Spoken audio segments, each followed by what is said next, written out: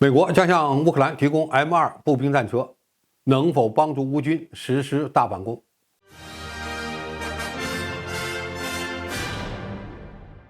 观众朋友，大家好，我是付前少。我们都知道，俄乌冲突已经演变成了一场长期化的鏖战，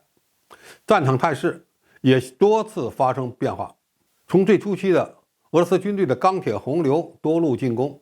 并在反坦克导弹和火炮的打击下遭受严重损失，到后来乌克兰军队利用俄军人数不足，开着皮卡在哈尔科夫和赫尔松展开反攻。再后来，在苏洛维金领导下，俄军从赫尔松市有组织的撤退，并在卢甘斯克建立起了以堑壕为标志的防线。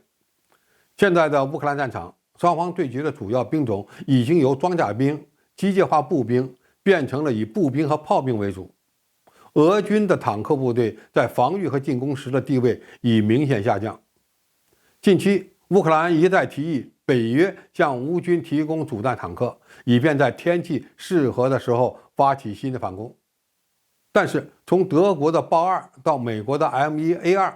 西方国家在援助主战坦克问题上仍然没有松口。一方面是这种武器系统太贵，另一个原因就是过于敏感。在这一背景下，拜登政府正在考虑向乌克兰提供 M2布雷德利步兵战车。一旦这一消息成真，就意味着乌克兰军队自俄乌冲突爆发以来将获得性能与火力最强大的西方战车。有人会质疑，步兵战车真的能够对俄乌冲突造成严重影响吗？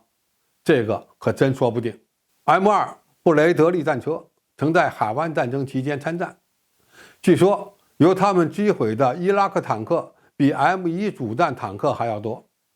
因为这种战车上配备有反坦克导弹以及一门25毫米主炮和 7.62 毫米机枪。在与其他的侦察平台配合时，完全可以用反坦克导弹猎杀俄军信息化水平不高的特72主战坦克。另外， M2步兵战车具有一定的装甲防护能力，车上可以搭载6到7名士兵，在进攻时对付俄军地面上的步兵会比较有效。当然， M2步战车的整车防护能力无法与主战坦克相比，但其装甲能够防 14.5 毫米的枪弹和155毫米的炮弹破片，除非被反坦克导弹或炮兵火力直接命中，否则其战场生存能力还是可以的。有一点需要注意，俄军现在收缩防线后，乌克兰军队要想依赖皮卡冲破俄军的防线进行大规模的穿插是不太可能了。而具有一定防护能力且机动性能不错的 M2步战车就会成为乌克兰战场上的重要变量之一。M2布雷德利战车并不便宜，以本世纪初的估价，每辆战车约为320万美元。美国已经生产了大约6500辆，其中有超过2200辆进入封存状态。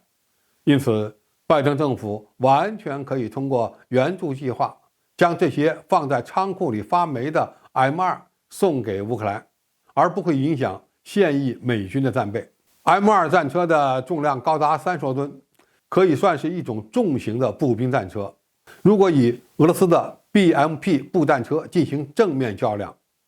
M2的25毫米主炮的火力不如 BMP 的30毫米主炮，但是 M2的前装甲要比 BMP 的装甲厚，再加上美军还会对 M2进行信息化改装，并配上反坦克导弹，因此具有较明显的性能优势。在这种情况下，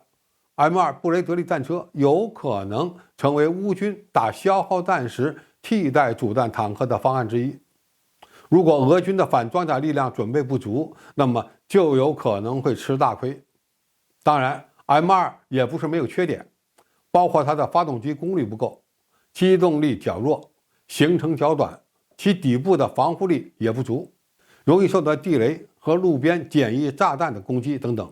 总体而言，虽然 M2是一种在设计上不算非常优秀的装甲车，但目前呢又是乌克兰军队发动反攻所需要的，可以对俄罗斯的步兵和炮兵形成相当的威胁。美国不断地把二手的装备送给乌克兰，而乌军如何能让这些武器发挥出重要的作用，这才是值得我们密切关注的。好，今天评述就到这里，谢谢大家收看，我们下期再见。